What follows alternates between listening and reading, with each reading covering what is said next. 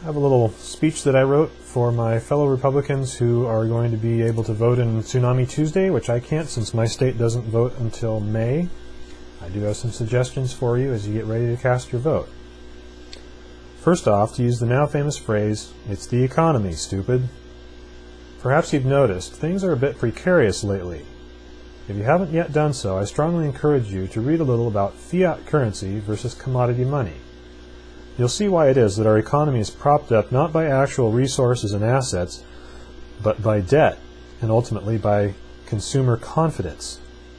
Yes, it's a confidence game, and that ought to sober you up.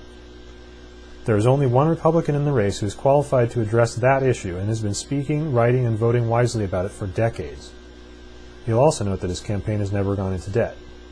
Oops, I guess you now know I'm not talking about Mitt Romney. On YouTube, you can watch him dress down Federal Reserve Chairman Ben Bernanke in hearings on Capitol Hill. He pulls no punches, and Bernanke has no real answers. Secondly, foreign policy. Perhaps you also noticed that the election in 2006 didn't go very well for us. That had a lot to do with the Bush-Cheney invasion and ongoing occupation of Iraq. Yes, I know you don't like to hear it discussed that way, but that is how pretty much everyone other than you views it. Outside of the hardcore GOP, that's how it's viewed. And Republicans are now, not unreasonably, blamed for that. Of the 4 remaining GOP candidates, only one has any credibility with anti-war voters. So much credibility, in fact, that he can and will take this issue away from Obama, and even more so from Hillary. The rest will have no chance with that segment of America, which is reaching critical mass. The FEC filings just released showed that our mystery candidate received more donations from the military in the 4th quarter than all 3 of his rivals combined. He even beat out McCain for Navy donors. Oops, I guess you now know someone else I'm not talking about. While our ever-increasing national debt threatens to pull the rug out from under our 700 bases in over 130 countries, perhaps we ought to take preemptive action to de-escalate and stave off such a disaster. We can protect our own country without expensively stationing troops in all the others, and continuing to sacrifice them in Iraq. Thirdly, health care. I'm sure you've noticed with alarm, as I have, the numerous calls for universal health care, in violation of free market principles and our American traditions of self-reliance, backed up by private charity. Most of those calls come, of course, from our well-meaning but naive fellow citizens who, spurred by the lousy status quo in health care, look around for answers and find the Michael Moores of the world ready and eager to offer them, even if they're dead wrong. Only one of the final 4 Republicans is both a doctor and a free market economist, and has a personal history in medical care dating back to the dawn of Medicare and Medicaid, and showing by his own actions that charity really does work better than government programs. The other 3 will not be able to reach the health care voters, except perhaps by capitulating to them. Fourth, gun rights. No doubt you need no lecture from me on this one. We need someone solid on this issue. Our mystery candidate certainly fills that bill, having never voted for any federal restriction on gun ownership. He understands the true intent of the Second Amendment and articulates it clearly.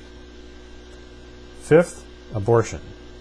While this often proves to be a thorny and divisive issue, one of our final 4 has performed over 4,000 deliveries and not once performed or recommended an abortion.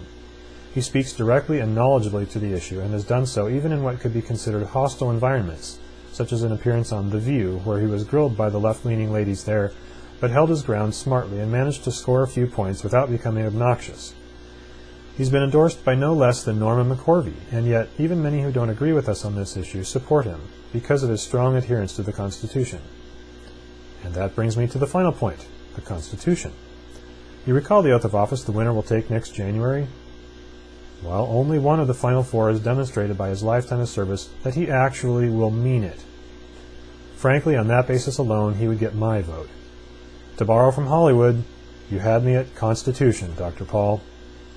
Yes, I'm talking about that guy, the one you hardly hear from in the debates, and when you do, he's usually being asked a ridiculous question designed to cast him in an unappealing light.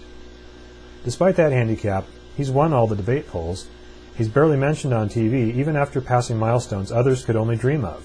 $6 million raised in 24 hours on December 16th, 5,000 people at a Philadelphia rally outside in November, 2,000 people marching through Austin, even when he wasn't there. marching with his signs in their hands, his ideas on their lips, and his patriotism in their hearts. I'm talking about Dr. and Congressman Ron Paul. Ron Paul is what a Republican ought to be: honest, humble, well-read, distinguished, whip-smart, loyal, patriotic, a good husband, father, and grandfather, and even a great-grandfather.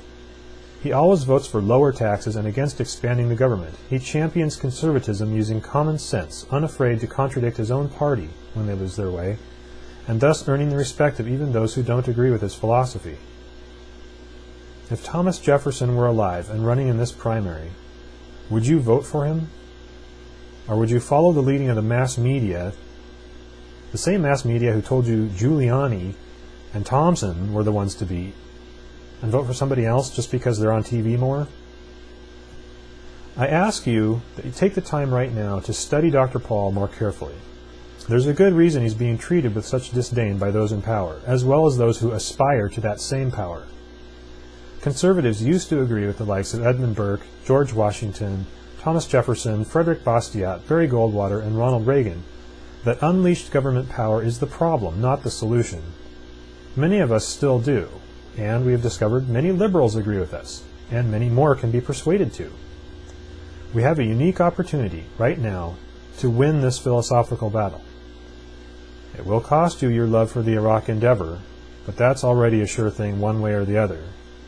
And it will prevent other great evils like universal government, health care, the further erosion of our gun rights, and even outright national bankruptcy.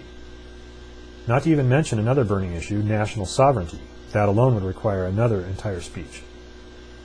For all these reasons and more, I do ask you to study Dr. Paul and give him your vote of confidence Tuesday. You'll also be giving that vote of confidence to yourself. After all, vote for Dr. Paul is a vote to restore your own independence from the behemoth in D.C. Thank you for your time.